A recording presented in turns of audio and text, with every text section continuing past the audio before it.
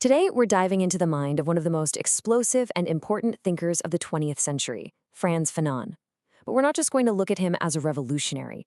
We're going to see him as he saw himself, as a clinician who put the entire colonial system on his psychoanalyst's couch. So let's start with a really provocative question, one that frames everything Fanon was about. What if colonialism and systems of oppression like it weren't just political problems, but a kind of mental illness? A pathology that infects an entire society, both the colonizer and the colonized. And you have to understand, for Frantz Fanon, who is a practicing psychiatrist, this was not some clever metaphor. It was a clinical diagnosis. He saw the psychological wreckage in his patients every single day and realized he wasn't treating individual minds. He was treating the symptoms of a sick, twisted world that was systematically breaking them. So, to really get a handle on his revolutionary politics, you have to start with him as a doctor. We have to understand his diagnosis of the problem first. And his own life really tells the story. He was born inside the French colonial system in Martinique. He writes his first landmark book, Black Skin, White Masks, and then he takes a job as the head of psychiatry in a hospital in Algeria. And it's there, treating French soldiers who were torturers and the Algerians they had tortured, that everything clicked. The clinician became a full-blown revolutionary. He actually resigned his post to join the Algerian Liberation Front, and his final masterpiece, The Wretched of the Earth, well, that became the essential handbook for decolonization movements all over the globe. Now, at the very heart of Fanon's diagnosis is this radical idea he called sociogeny. You see, traditional psychoanalysis, Freud and all that, it always looked at individual trauma, your childhood, your parents. Fanon said that's completely missing the point here. For the colonized person, the main cause of their psychological pain isn't something that happened in their family, it's the society itself. The entire social structure is the trauma. This was the terrible realization he had in his clinic in Algeria. He knew he couldn't actually cure his patients because he'd spend an hour with them and then they'd have to walk right back out into the diseased world that was making them sick in the first place. The pathology, as he put it, was installed by the colonial order itself. And if that's the case, then the only true cure isn't therapy for one person, it has to be a revolution for the whole society. Okay, so what does this colonial illness, this societal sickness, what does it actually do to a person's mind? To understand the anatomy of this alienation, we have to go back to his first big book, Black Skin, White Masks. What's so brilliant is that Fanon takes the tools of European philosophy from guys like Hegel and shows why they totally fall apart in a colonial setting. Hegel had this famous idea of the master-slave dialectic, where through a life-and-death struggle, they eventually come to recognize each other's humanity. But Fanon just points out the obvious. That's impossible here. The whole point of colonialism is to deny that the colonized person is even human to begin with. You're not a person seeking recognition. You're an object to be used.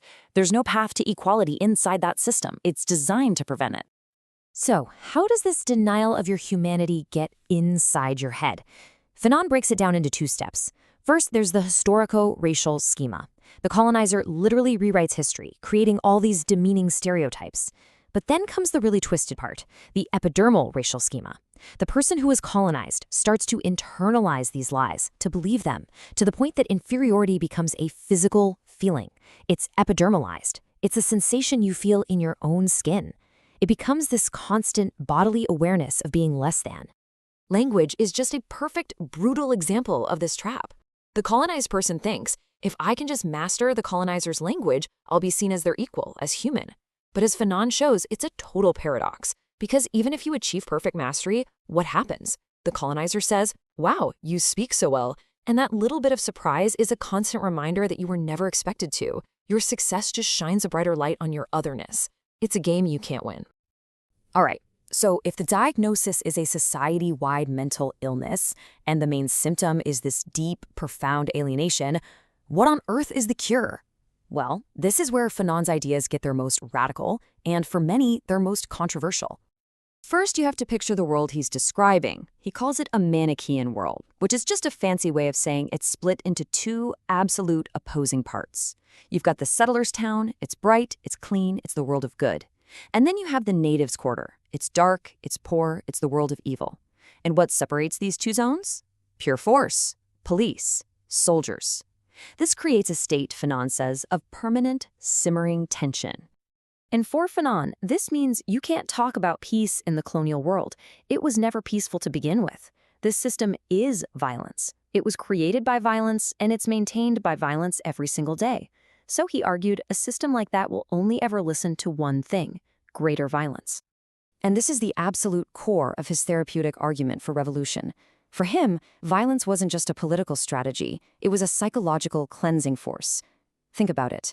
For the person who has been told their entire life that they are nothing, the act of fighting back is what shatters that inferiority complex. It's what ends the paralysis and despair. It restores self-respect. It transforms you from being a passive victim of history into an active, responsible person who can finally decide the meaning of their own life and their own death. But Fanon's thinking didn't just stop at the moment of revolution. No, he looked ahead into the future of newly independent nations, and he issued a really stark warning about the new traps that lay waiting right after the colonizer packs up and leaves. He was especially tough on the new ruling class, what he called the national bourgeoisie. He just saw them as intellectually lazy, totally lacking in courage or any real ideas. He predicted that instead of building a truly new and better society, they would just step right into the colonizers' empty shoes, copy their fancy lifestyles, and keep exploiting their own people. And this is what leads to what he called the pitfalls of national consciousness. See, without a deep, real commitment to transforming society for everybody, national independence just becomes an empty shell. Sure, the flag is different, but the old oppressive system is still there. And that vacuum is the perfect breeding ground for neocolonialism, where the new leaders just become puppets for foreign interests. So how do you avoid this trap? Fanon said it all comes down to the journey of the nation's intellectuals. He saw it happening in 3 phases. In phase 1, they just try to assimilate, to copy the colonizer perfectly. Total dead end. In phase 2, they get nostalgic. They reject Europe and start romanticizing some mythical, perfect pre-colonial past, which he called a stagnant black mirage. But the final phase, the fighting phase, that's where it gets real. The intellectual stops looking backward and becomes an awakener of the people, creating a brand new, living, breathing national culture right out of the heat of the struggle itself. And this table just lays out the whole stunning arc of his work so clearly. You can see the evolution. He starts with psychoanalysis in Black Skin, White Masks, focusing on how to heal one person's mind. Then he moves to sociology in A Dying Colonialism, looking at how an entire culture changes through resistance. And he ends with political philosophy in The Wretched of the Earth, where he's no longer prescribing a cure for a person, but for the entire global system.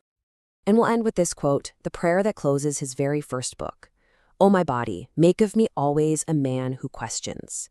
It's not a plea for answers. It's a plea for the strength to never stop questioning. It's a call for a radical humanism that refuses to be boxed in. And really, it captures the core of who Fanon was, a doctor who demanded, relentlessly, that we question the very foundations of our world.